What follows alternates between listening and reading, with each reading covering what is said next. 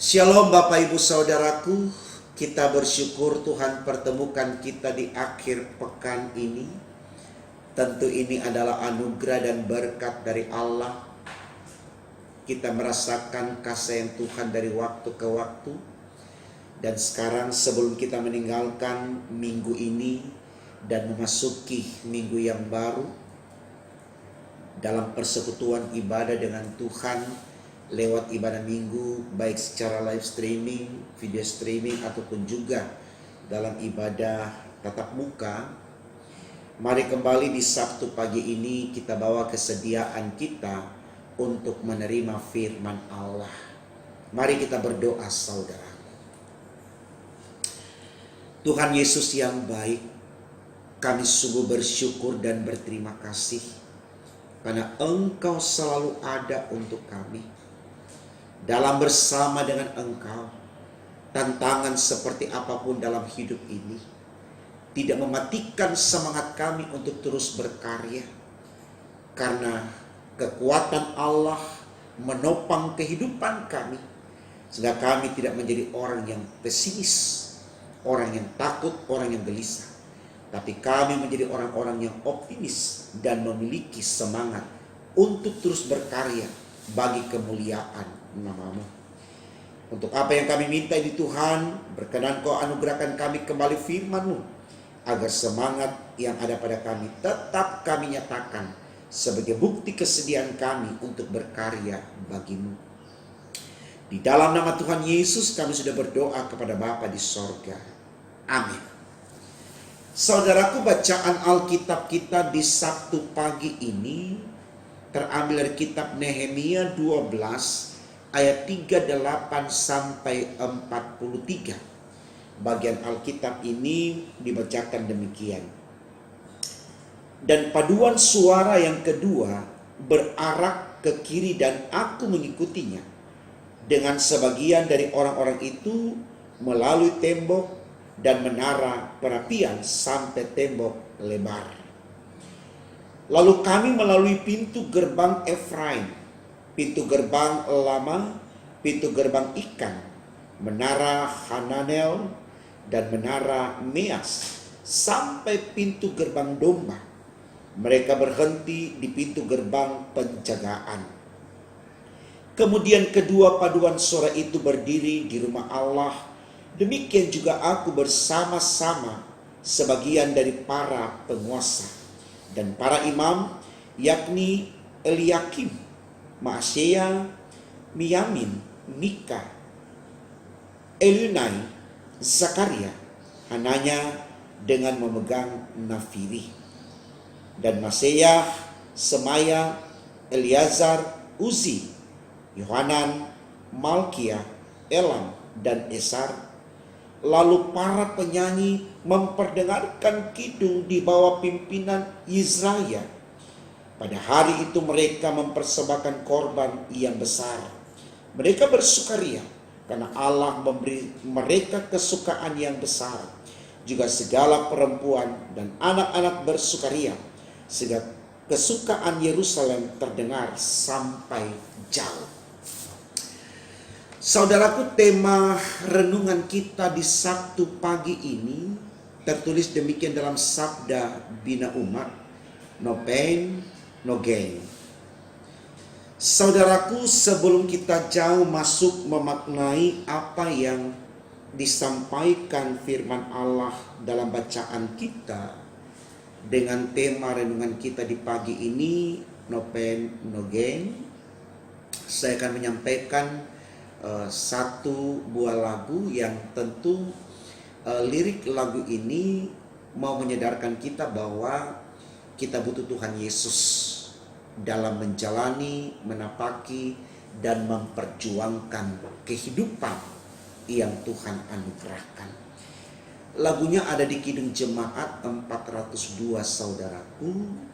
Jika Bapak Ibu ingin ikut bernyanyi, mari kita nyanyikan sama-sama sambil kita melihat apa yang mau dimaknai dari lirik lagu yang kita kidungkan di pagi ini. Lagunya begini saudara. Ku perlukan juru selamat, agar jangan ku sesat. Selalu harus ku rasakan bahwa Tuhanku dekat, maka jiwaku tenang, takkan takut dan enggan, bila Tuhan ku membimbingku di malam pun tentram. Saudaraku, dari lagu ini mau menyadarkan kepada saya dan saudara bahwa kita sangat membutuhkan Tuhan Yesus di dalam kita mengkaryakan diri kita dari waktu ke waktu.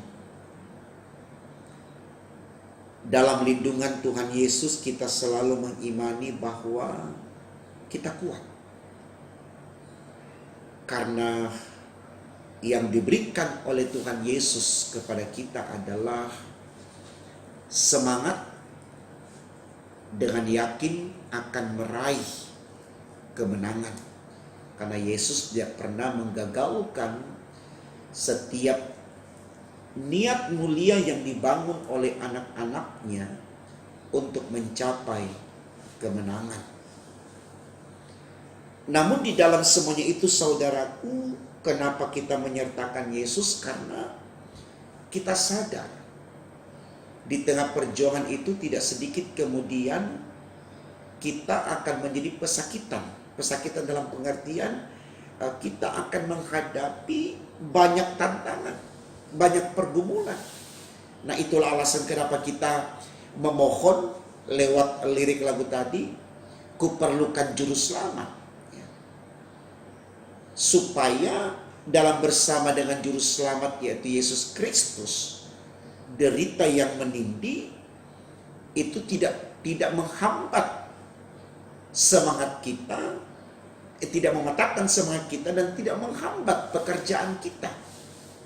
Dan pada akhirnya kita akan sampai di masa di mana kita mengalami kemenangan yang sempurna, yaitu kesuksesan dari perjuangan hidup kita.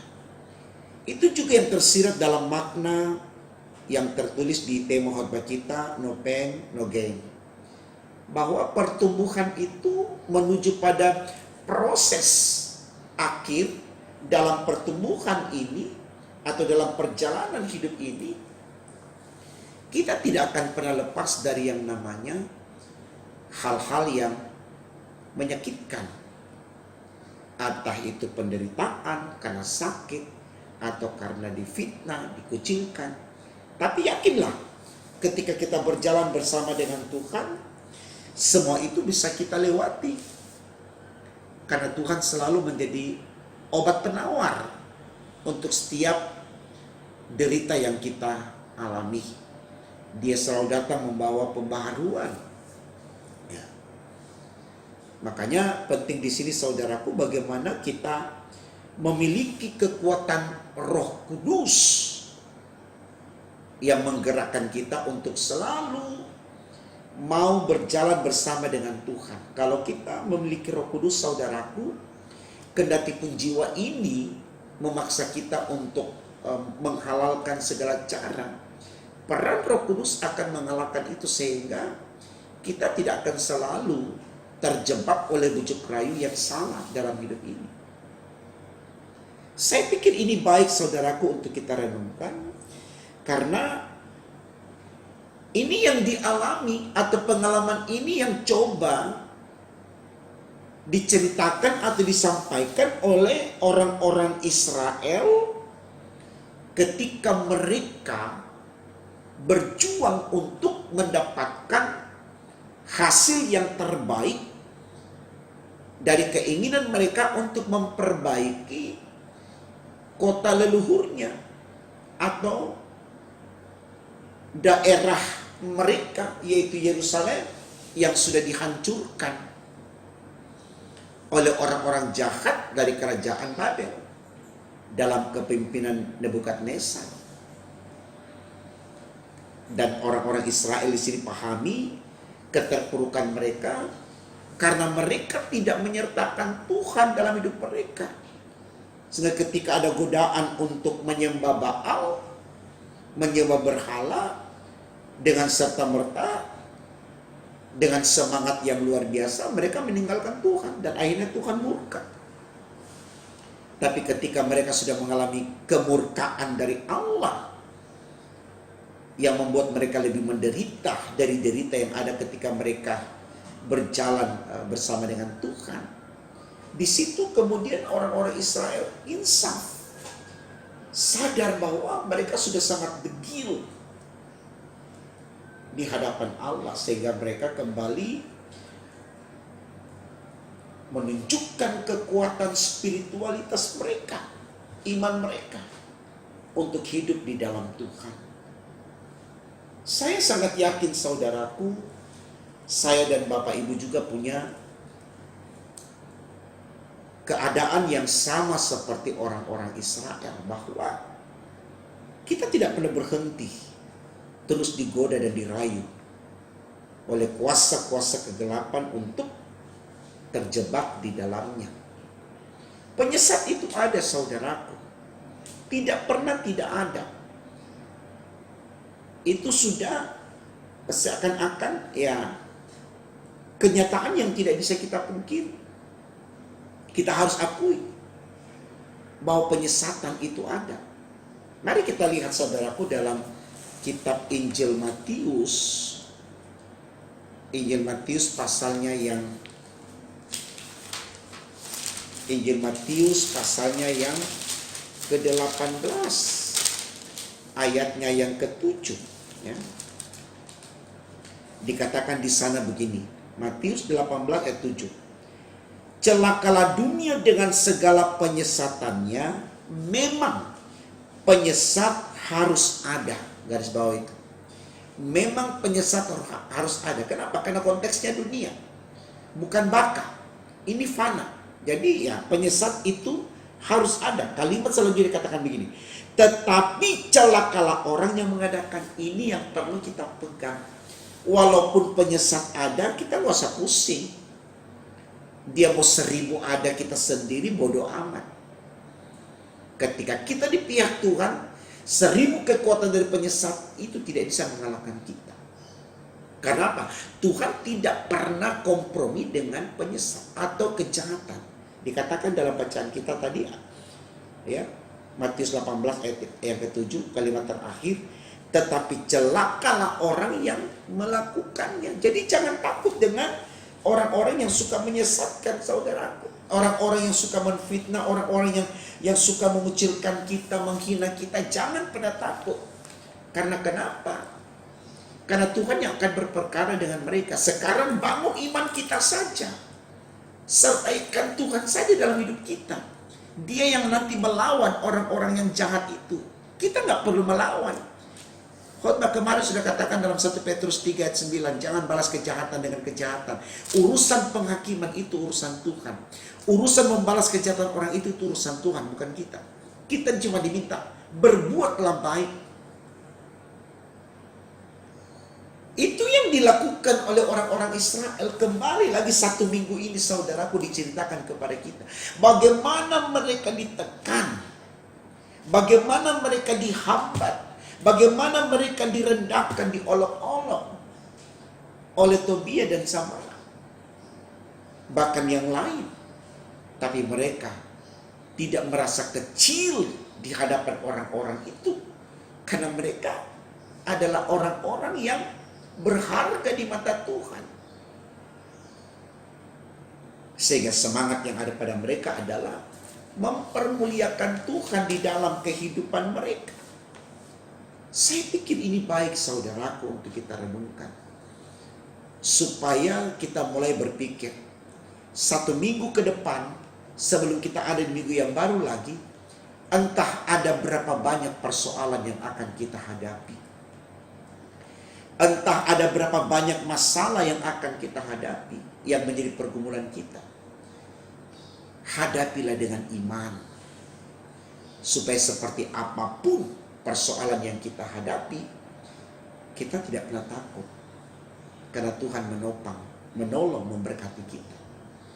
Dan berkali-kali saya sampaikan dalam firman, karena Tuhan sendiri sudah berkata, jika engkau di pihak Tuhan, siapa lawanmu? Tidak ada. Makanya doa yang saya coba share atau bagikan kepada Bapak Ibu yang saya sampaikan dalam renungan pagi Jumat kemarin, berdoalah begini kepada Tuhan, saudara. Tuhan Yesus, jangan angkat derita ini daripadaku di saat aku menggumulinya.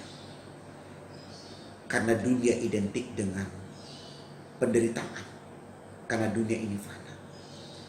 Tapi berjalanlah bersama dengan aku di dalam aku menggumuli setiap persoalan yang menerpa hidupku. Karena dalam bersama dengan engkau aku kuat. Aku bisa mengatasinya. Dan aku akan menjadi pemenang. Amin. Mungkin itu lebih baik saudaraku. Ketimbang kita kepedean. Atau kita cari kekuatan lain. Kawan tolong aku dulu. Atau mungkin kita ke orang-orang pintar. Minta jimat atau apa. Untuk lawan orang-orang tersebut. Datang kepada Tuhan saudara. Tuhan sudah bilang, hai kamu yang berbeban berat, datanglah kepada aku. Maka aku akan memberikan kelegaan kepadamu. Ini janji Tuhan saudaraku. Ya, jadi no pain, no gain. Mau mengajarkan kepada saudara dan saya, proses hidup ini tidak pernah lepas dari penderitaan. Tapi dalam semuanya itu, ketika kita punya iman dalam Tuhan, Tuhan akan angkat kita menjadi pemenang. Karena tidak ada yang bisa mengalahkan Tuhan. Kalau kita tidak dapatkan di dunia ini, tolong dicatat saudaraku. Kalau kemenangan kita tidak dapatkan di dunia ini, tapi pasti kita dapatkan di sorga. Karena orang yang setia kepada Tuhan, walaupun hidupnya penuh dengan derita sampai matinya, sesudah itu Tuhan ubah dia menjadi orang-orang yang bahagia. Lihat Lazarus. Dia makan dari sisa makanan orang kaya, sangat derita hidupnya. Tapi dia sabar karena dia tahu bukan makanan itu yang bisa menyelamatkan dia. Tapi imannya pada akhirnya ketika dia mati, malaikat Tuhan datang mengangkat dia dan membawa dia ke pangkuan Abraham. Artinya dia ada di sorga bersama dengan bapa leluhur orang beriman. Ini yang mau kita perjuangkan saudara. Kemenangan yang kekal. Hadapi derita yang ada. Hadapi tantangan yang ada. Hadapi pergumulan yang ada. Dengan katakan, aku membutuhkan Sang Juru Selamat yang selalu membantu kita menyelesaikan perkara hidup kita. Ku perlukan Juru Selamat karena imanku lemah, hiburannya menguatkan, sungguh tiada bandingnya. Maka jiwaku tenang, takkan takut dan enggan, bila Tuhan ku membimbingku di malam pun tentram. Kapanpun kalau kita bersama dengan Tuhan, kita akan mengalami ketentraman. Tuhan memberkati firman-Nya. Amin. Mari kita berdoa saudara. Terima kasih Tuhan. Di tengah kami menghadapi banyak tantangan dan pergumulan, Engkau datang menyapa kami, menyemangati kami untuk mengandalkan Engkau dalam semuanya. Karena dalam Engkau kami bisa mengatasi persoalan itu. Dan dalam Engkau kami akan diberikan ketentraman, kebahagiaan, dan sukacita. Terima kasih Tuhan. Kami mau berjalan bersama dengan Engkau dalam menggumuli semua persoalan yang ada. Karena kami tahu ketika kami bersama Tuhan kami kuat dan kami bisa. Dan akhirnya kami menjadi pemenang. Pimpin kami memasuki minggu yang baru. Apapun persoalan yang kami hadapi, kami tak kuat. Karena kami punya Tuhan Yesus yang menyertai, melindungi, memberkati kami. Terima kasih Tuhan. Ini doa kami. Di dalam nama-Mu kami sudah berdoa kepada Bapa di sorga. Haleluya, puji Tuhan. Amin.